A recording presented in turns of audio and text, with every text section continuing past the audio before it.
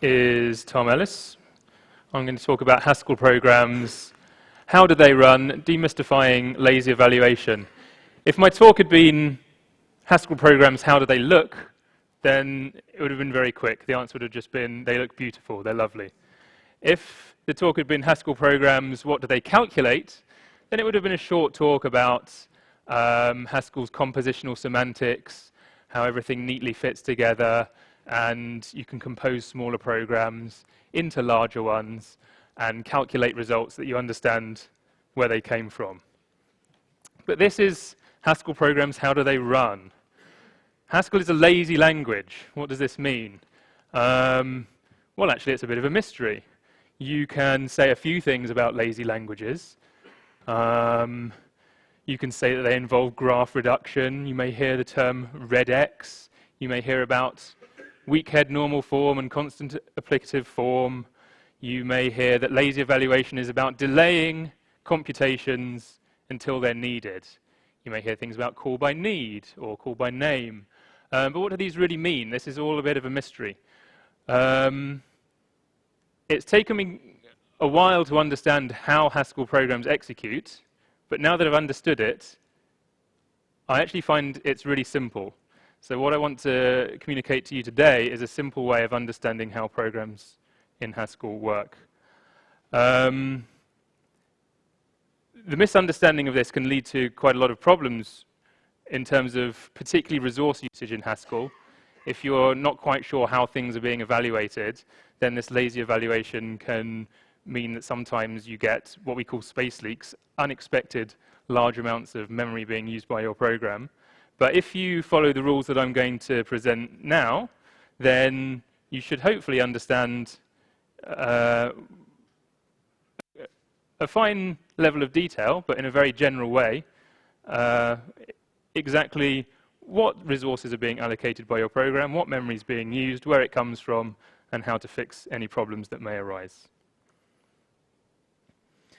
What I'm going to do is I'm going to present to you a normal form for your programs. So what I mean by a normal form is a simple language, a syntax that's a lot simpler than Haskell's syntax, or at least it's a lot more basic. It contains very many fewer things. And all of Haskell programs can be translated into this normal form. What does the normal form contain? It contains these things: literals, variables, constructors, let, lambda, function, application, and case. And I'll show you some examples very shortly, so you don't have to remember all of these things. But that's the sort of the minimal subset of Haskell that you need in order to interpret how programs run. And it is different from Haskell in a couple of other ways. Function application is different. Every time you apply a function, the arguments to your function must be variables or literals. And constructors must be fully saturated. That means you can't miss any arguments out from a constructor application. And again, I'll show you immediately some examples of this, so you don't actually need to memorize this or know it or really even understand it. If your understanding of Haskell is quite basic, I will take you from a very simple level, and hopefully you'll be able to grasp a lot of it. So this kind of stuff will suffice to do good performance work on 99% of your Haskell programming. Only the real low-level Haskell performance hackery will require anything more. And for the vast majority of the time, that's not going to be needed. This normal form isn't really anything that really exists. It's actually similar to a language called STG, which is one of GHC's intermediate languages.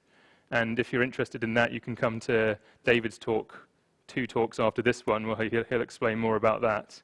And this is also similar to something called administrative normal form, but I'm not going to go into any technical details. This is just a sort of informal thing that hopefully you'll grasp just by working through some examples with me. Every Haskell program can be translated into this normal form. So Haskell programs have things like where clauses, they have function definition syntax, they have guards, they have nested patterns, they have nested expressions. So this normal form is far more simple. It doesn't have any of this. We get rid of all of that and just translate it into the normal form. And here's an example of a program written in Haskell and a program written in the normal form. So the first one is our usual Haskell map function. So we have a couple of clauses in the map function that tells us what it does to an empty list, and it tells us what it does to a non-empty list that's made out of a cons. And in the normal form, we can't write map in two different function clauses. We have to write it all in the same single binding. We also have to make it explicitly a lambda expression. So instead of having two function arguments on the left-hand side, we make a lambda for this, and the arguments to the function are next to the lambda. Another way that it's different is that instead of having this pattern matching on the left-hand side, we have an explicit case statement which analyzes the structure of the list. And the final way that it's different is that instead of having this nested expression, where you have a constructor of two sub-expressions, you have to explicitly bind the sub-expressions to variables before you apply them to a function or a constructor. And this is extremely important for analyzing how Haskell programs run, as we'll see very shortly.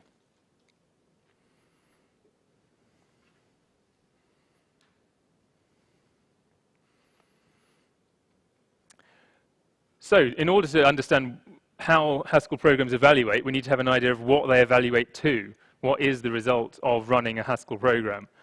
Well, the result of running a Haskell program is exactly one of two things.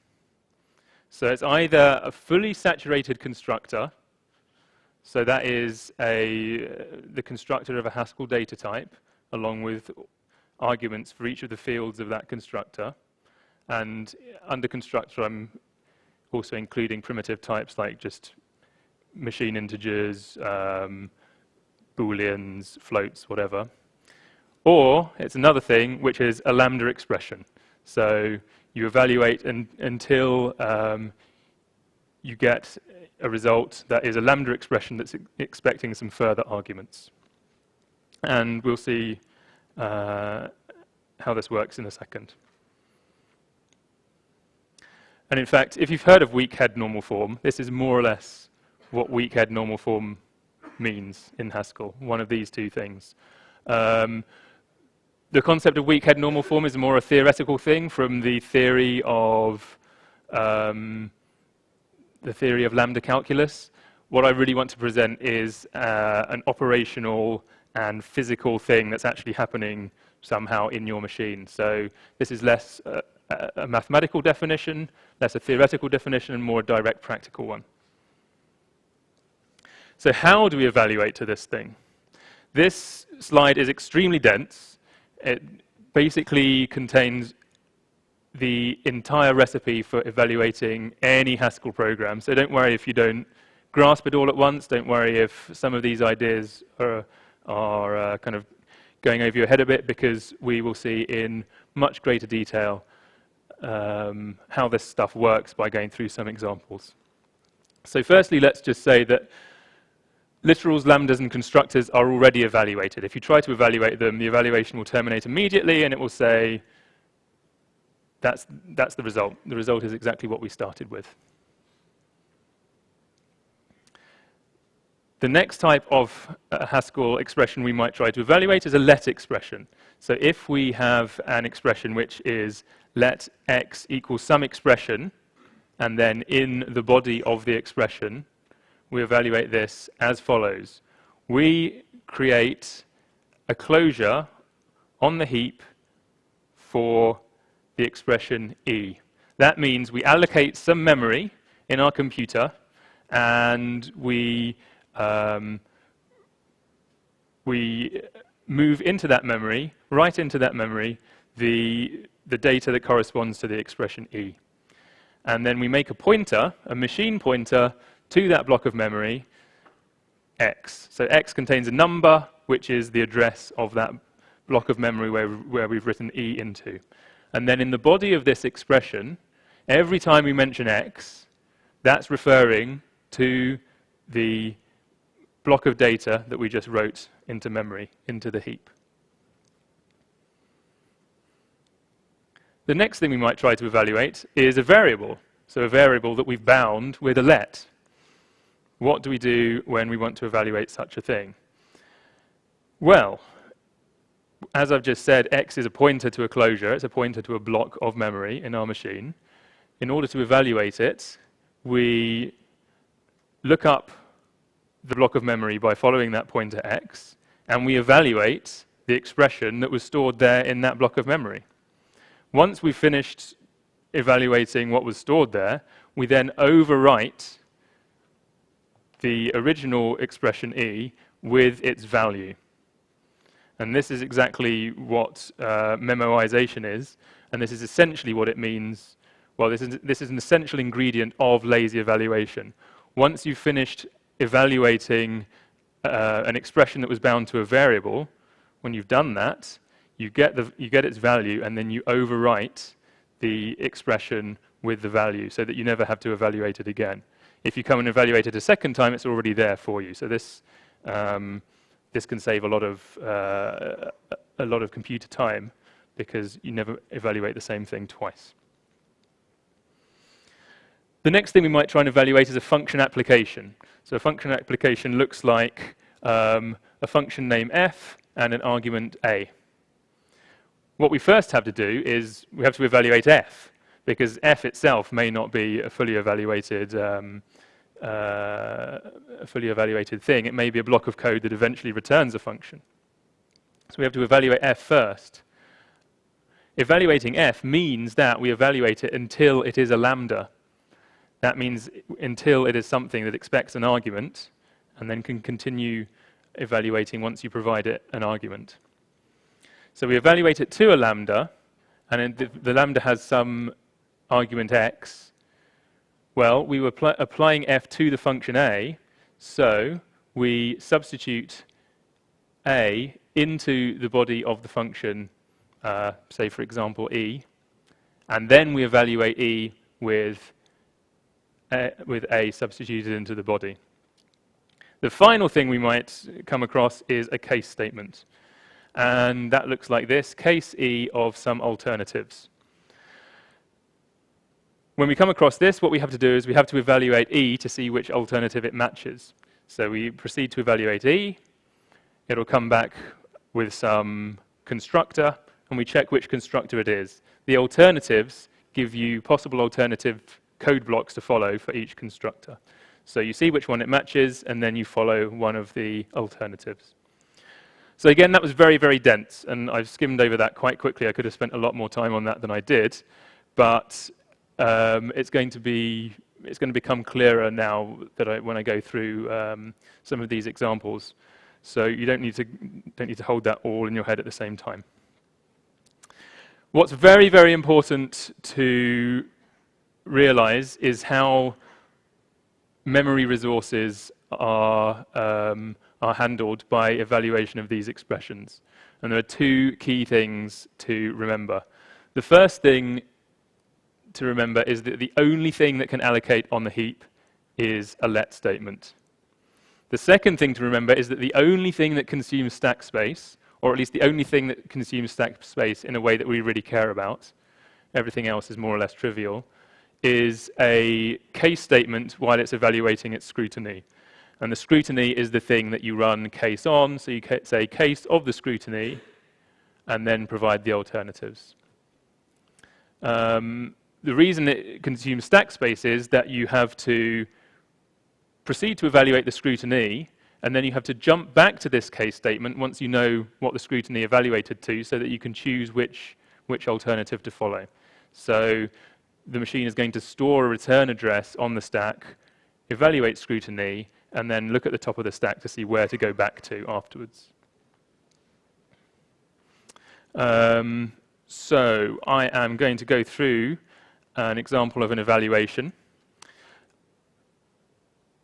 It's a good idea to pay close attention to the updates, updating values on the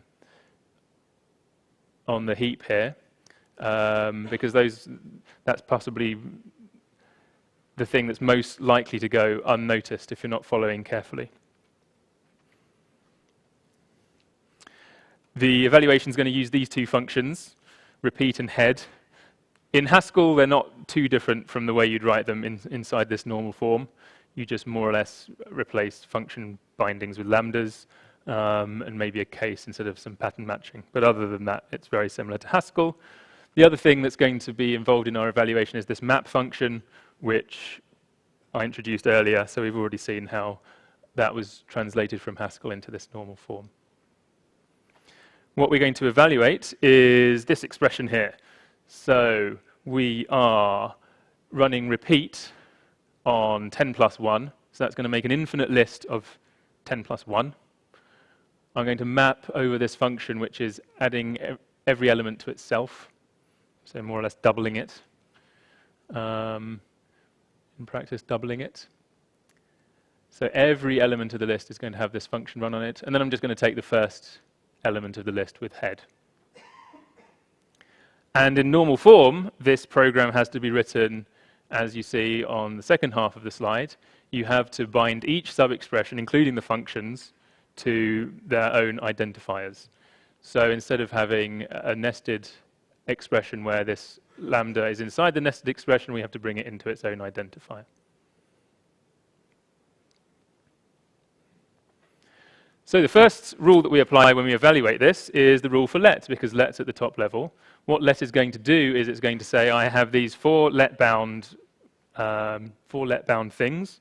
I'm going to stick them on the heap, and then I'm going to proceed to evaluate the body. So that's what it does. All of these now are on the heap, and we're evaluating the body, which is head M. Now to evaluate this, we have to evaluate the function first. The function is already in a fully evaluated form because it's a lambda. So we just apply the argument to the function, substituting the argument in the lambda for the argument that we applied to head. And then it looks like this.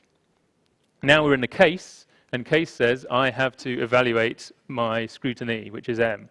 It's going to go to the heap, it's going to look up the scrutiny, it's going to consume some stack, and it's going to proceed to evaluate this scrutiny. So I'm going to use this little vertical bar thing to say I'm using some stack. So then we have to evaluate M. Well, M is a variable. We load it from the heap. It's map fr, and we proceed to evaluate map fr. That means we have to look up what map is and substitute f and r into the body of map.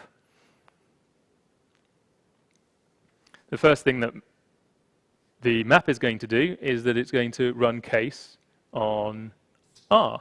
And we look in the heap and we see that R is repeat T. So we proceed to evaluate repeat T.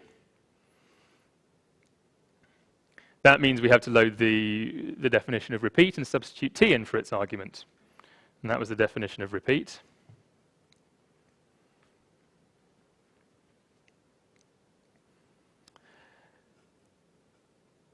Now when we're evaluating R, we have to evaluate a let statement.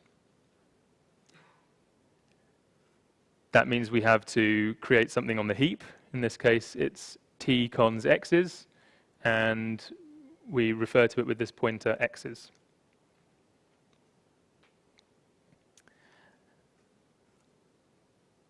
And now R is just equal to x's. That means that R and x's are going to be pointers to exactly the same thing on the heap. So that's what I'm indicating by this little sort of arrow-like symbol here. X's and R are just pointing to exactly the same heap object, the same data that's just living on the heap. So now that we've done that, we've evaluated, I'll go back so we can see where we were. We were evaluating R because of this case statement. So now that we know what R is, it's t cons x's, we can see which case alternative we match. And it's this cons one. So we're going to evaluate the body of that alternative with t substituted for x, and x is substituted for what I've called x is primed here. So that's just this expression.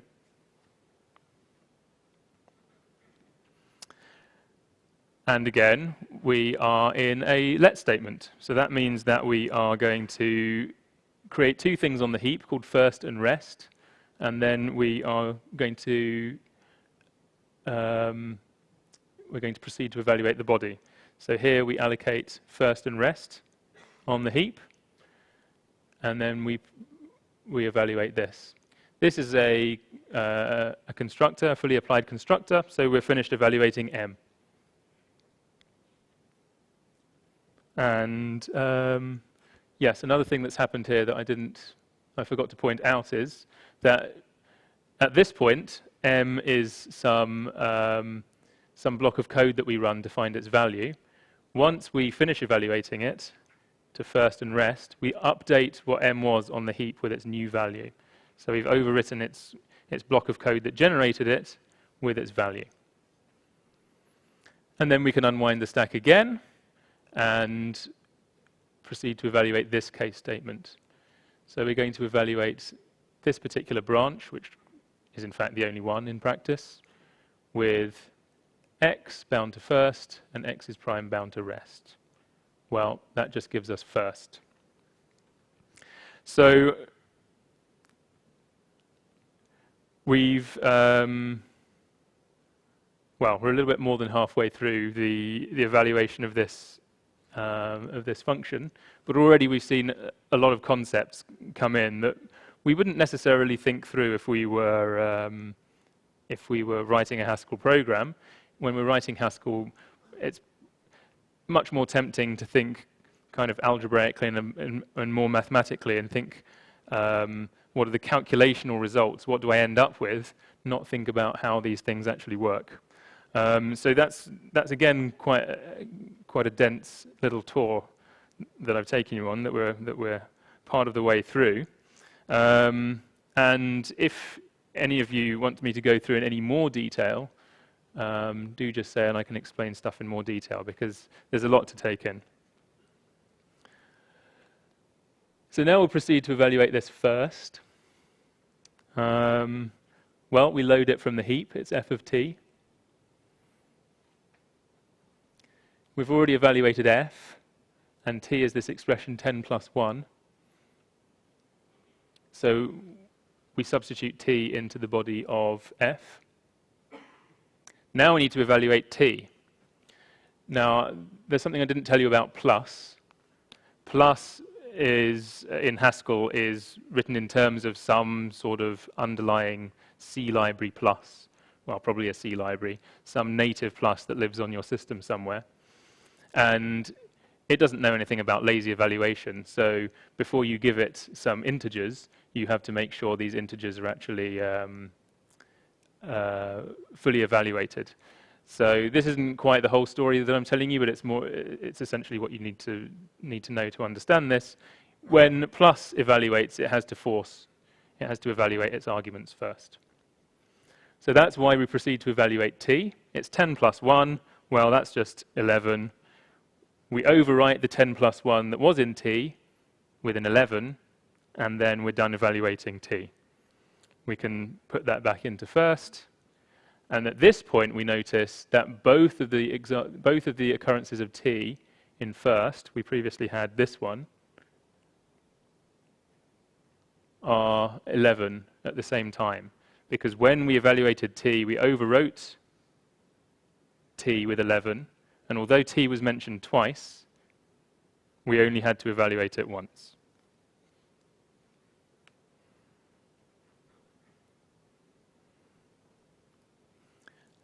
And 11 plus 11 is 22, and so that's what first is. And we write first into the heap, and we're finished evaluating. So that is a worked example of quite a substantial Haskell program when you look at it in this very fine detail.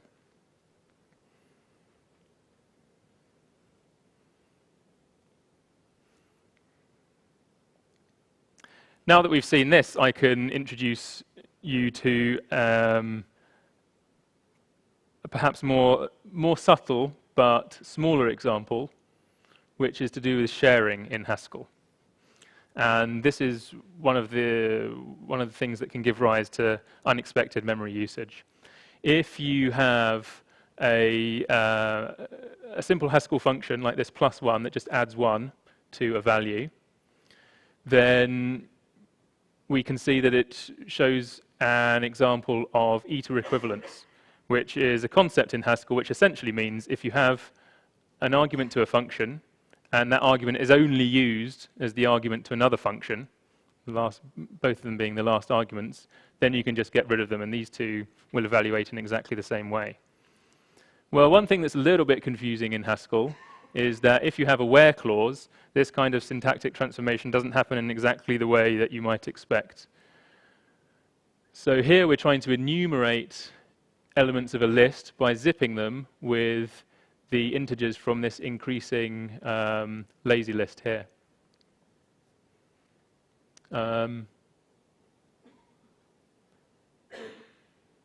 So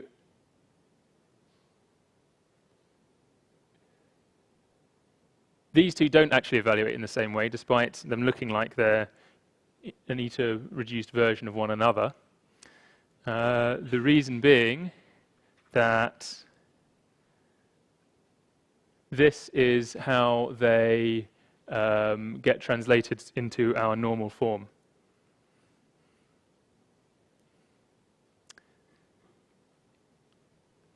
I'll tell you first how enum2 works, and then I'll tell you how enum1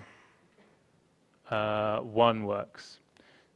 So when we pass a list argument into enum2, it evaluates, it allocates this infinite list on the heap. I mean, it's only infinite in logically speaking. It doesn't take up infinite memory. And then we proceed to zip the two lists together. Every time we evaluate, every time we enter the enum2 function, we make a new list called ends. With enum1, by contrast, this ends is allocated the first time that enum1 is evaluated, and it stays around forever. That means if you zip this ends with a very long list, you can force large amounts of this ends into memory, and it will never be freed. It will be staying around, living around, in case you ever pass another argument to enum1 and want to save the time, the trivial amount of time that it took to generate this list.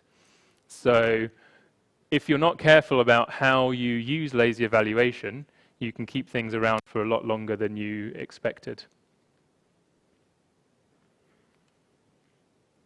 So, in summary, this ends is shared by all invocations of enum1. By contrast, this ends is created afresh for each invocation of enum2, and therefore, if this one gets very big, it'll use up a lot of memory, surprisingly, whereas this one will always be safe. And if you convert into the normal form, you can see exactly why each case happens. So to finish, I'm going to go through another example of surprising memory usage in the function called foldL. This is foldL written in the normal form. It's not exactly the same as it would be written in a Haskell library, but it is also not too different from what happens in a Haskell library. We're going to evaluate this function foldL of plus on 0 and this list 1 to 100. What does this do? It takes every element of the list in sequence and accumulates them onto an argument. So we start off by adding 1 to 0, and then the next element of the list is 2, and we add that onto the result of 1, and we get 3. The next one is 3, we add it on and we get 6. The next one is 4, we add it on and we get 10, and so on and so forth. So what's foldL doing? It is taking every item in the list in turn. So every item X, it's accumulating into Z primed using the function f, and then recursing with our new accumulating parameter Z primed. So how does this evaluate in practice? Well, let us run it on on our arguments plus 0 and 1 to 100. First of all, we substitute these arguments into the definition of fold L. We have to do a case match on the list 1 to 100. I'm not going to tell you how this thing evaluates because it's not really particularly interesting. I'm just going to keep this as a sort of informal notation. We match the cons constructor. That means that we are going to allocate a z primed on the heap that consists of this expression, and then we're going to recurse with our new accumulator z primed and the tail of the list x is primed. So this is what we proceed to evaluate, and this is what our heap looks like. So far so good, but what happens the next time around the list? Well, we're going to make a new accumulator, and I'm going to call it z prime 2. So instead of, so there's no ambiguity, I'm going to give these things different names on the heap. That's not actually really very interesting. That's something compilers take care of automatically. This is just so we can understand it. The next time around the list, I'm going to allocate z prime 2 and recurse with z prime 2, and x is prime 2. Okay, so what happens next? Well, I'm going to allocate z prime 3 and 4, and I'm going to allocate 100 different closures for this thing. So I've actually used order of n space in order to get into this situation where I've exhausted the list that I'm looking at.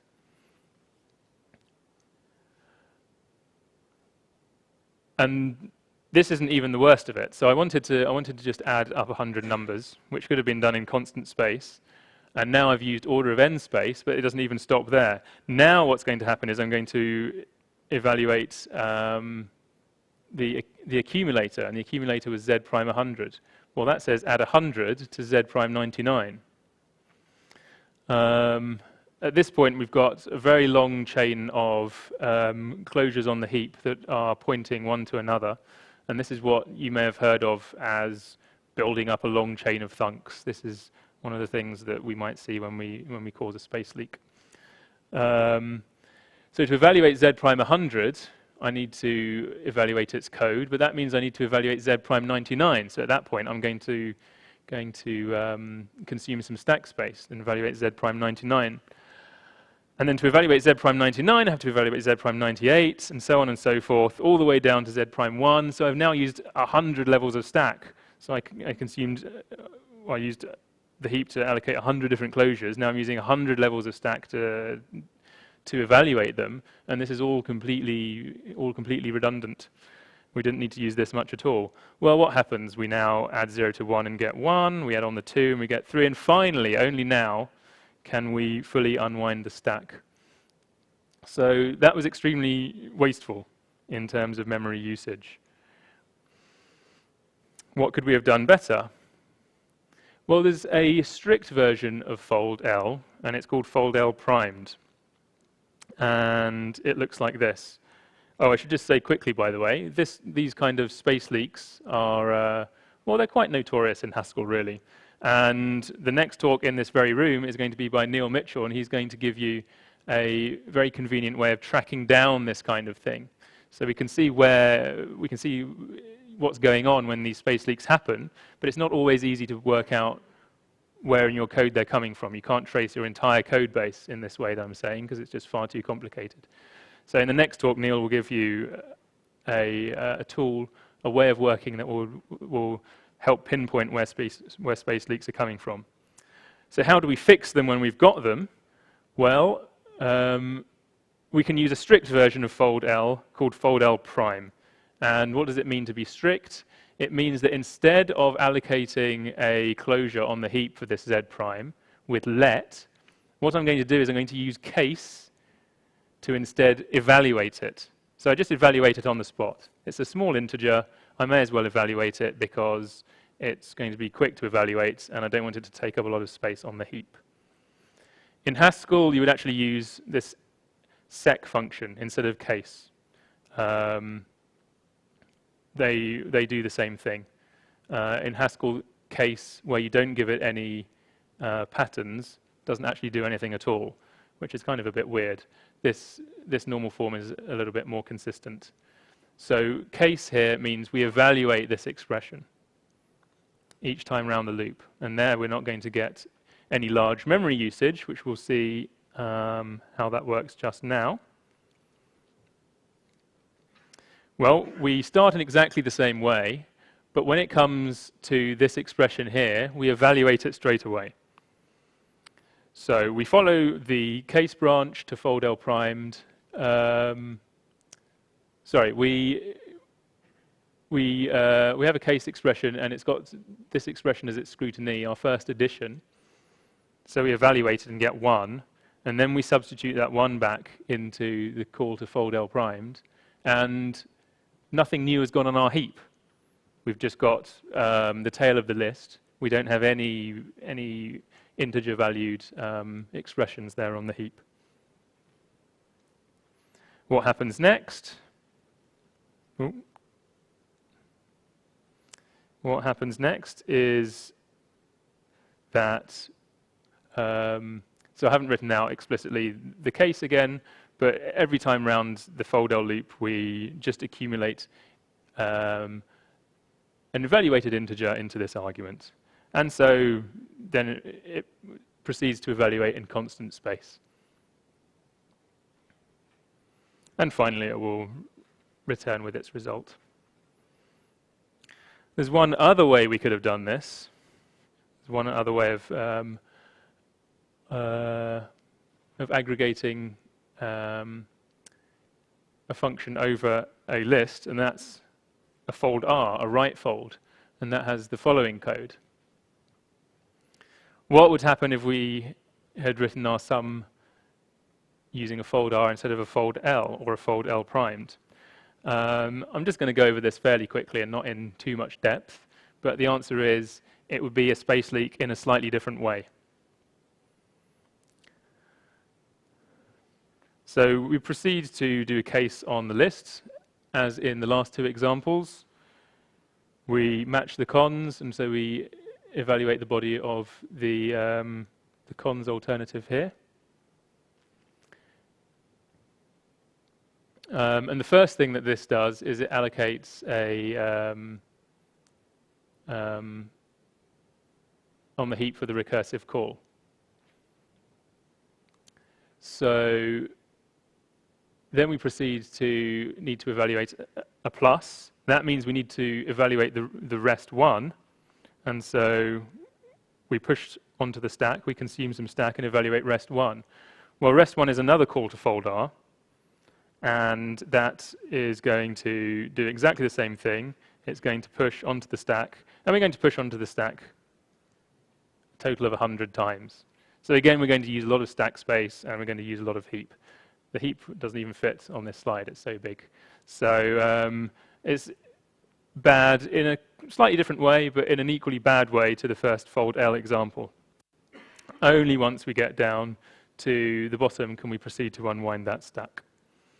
So that was actually a very, very quick tour over something that is conceptually very simple, but if you're seeing it for the first time, then it can be a little bit hard to follow. The conclusion is that all Haskell programs can be translated straightforwardly into this normal form, and you can also follow the execution of the normal form very straightforwardly using some simple rules. And in fact, it's quite an imperative style interpretation that you get. It's doing one thing after another in a very specific way. And if you follow by hand or using a computer program, and David's talk in 2 talks' time in this room will show you how to do it using a program, then you can see how your program evaluates and how it's going to use memory. If this is the first time you're seeing this stuff, that was probably a very quick overview, and it will take some time to settle in. But feel free to ask me questions now, or come up to me later in the conference and ask me, and I'll happily explain some stuff to you. And I will put the slides online as well, so you can go back and follow it at your leisure. So thanks for listening, and I'm happy now to take any questions.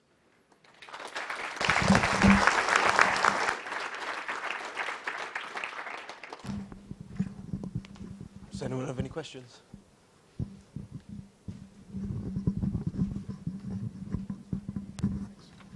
Is there any research going on about automatically and reliably detecting code that is prone to space leaks?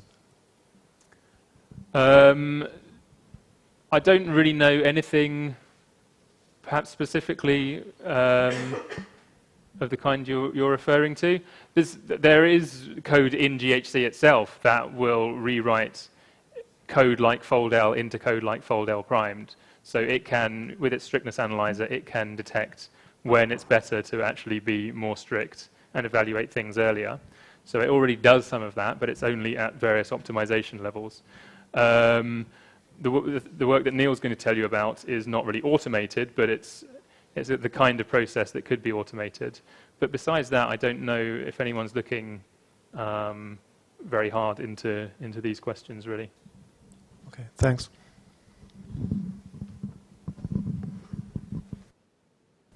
So question about sharing, that there is this full laziness transformation, right? So I think that it floats in the second case that you presented. You told that this will not leak space, but if you apply this full laziness transformation, I think it will, right? Because it will float it to the top level.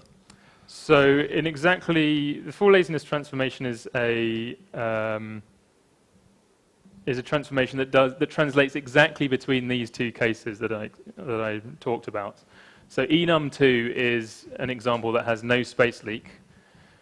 The compiler, if you use a high enough optimization level, will notice that this ends binding doesn't actually depend on the argument x's. And so it will float it out to the top level in exactly the same way as you see in enum1, or even maybe higher to literally the top level of the program. Okay. So in that case, the optimizer is making things worse, because although it thinks it's going to save some time, and it will save time, it's going to use a lot more space. Okay.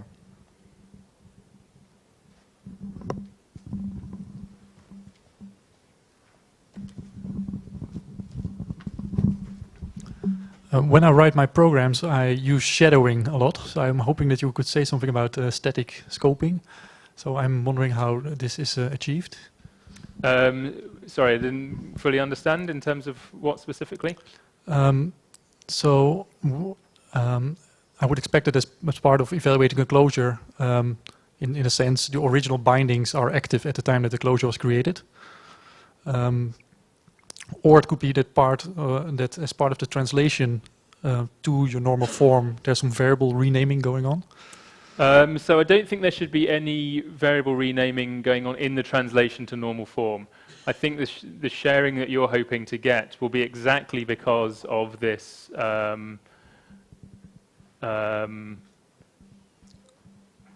this fact that when you evaluate a heap variable, you overwrite it with its value. So the sharing that you're getting is essentially sharing computation time. If you compute the value of a closure and then you overwrite that expression with its value, everything else that was referring to that closure will now be able to see its value without having to spend the time recomputing it. So I'm talking about the case where I use the same variable name in different locations in a different scope. Mm-hmm. So in that case, I think what you're referring to is when you allocate something on the heap as a closure, all the times you're referring to that thing with a name, every individual usage of that name is the same pointer that's pointing to the item on the heap. So in that sense, they're sharing. They're all pointing to exactly the same thing. Any more questions?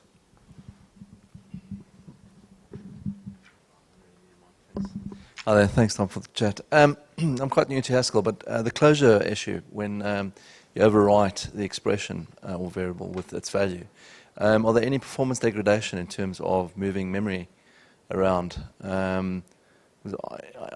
Is it a literal thing that you just said, or is that?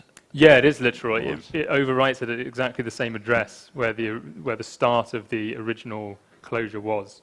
because you have throughout your program lots of pointers that are pointing to this closure, and then when it's evaluated, you want to literally overwrite the same block of memory with its value. Does that And the closure might be very big because it might contain lots of code and lots of other variables, and its value might be very small. So once you overwrite it, you might have a lot of extra free space that you Right, don't and need I suppose anymore. that leads me to the second question. Does that get compacted in some way? Is that an external process in terms of... Well, you can just free that memory. You don't need it anymore. I guess you can reallocate stuff in that memory that's gone, and then the garbage collector will also deal with getting rid of stuff that's unused, compacting stuff, and so on. Right, thank you. So that kind of thing is more in the realm of the garbage collector, which I didn't actually talk about at all. So here, stuff that's unused in these evaluations can be freed and forgotten about, but I didn't bring that specifically into the examples because that's kind of a more informal thing that happens behind the scene from the point of view of this this kind of technique. Thank you. Any more questions? How does the evaluation of the kind of lazy values happen in a concurrent environment? If you've got two threads that want to evaluate something pretty much at the same time, how does that happen? So in GHC, when you start evaluating a closure, it actually gets first overwritten with something called a black hole, which is just a tag that says this is currently being evaluated. If there's another thread that sometime later, running in parallel, wants to evaluate the same thing, then it will look and it will see, oh, it says black hole. That means someone else is evaluating it. I'll just wait until it's finished. This is useful for another reason, because if a closure refers to itself and depends on evaluating itself, then it can come back and say, oh, I tried to evaluate myself in the middle of evaluating myself. That means I must be undefined, and it can stop and say, I've got into an infinite loop, rather than actually getting into an infinite loop and never finishing.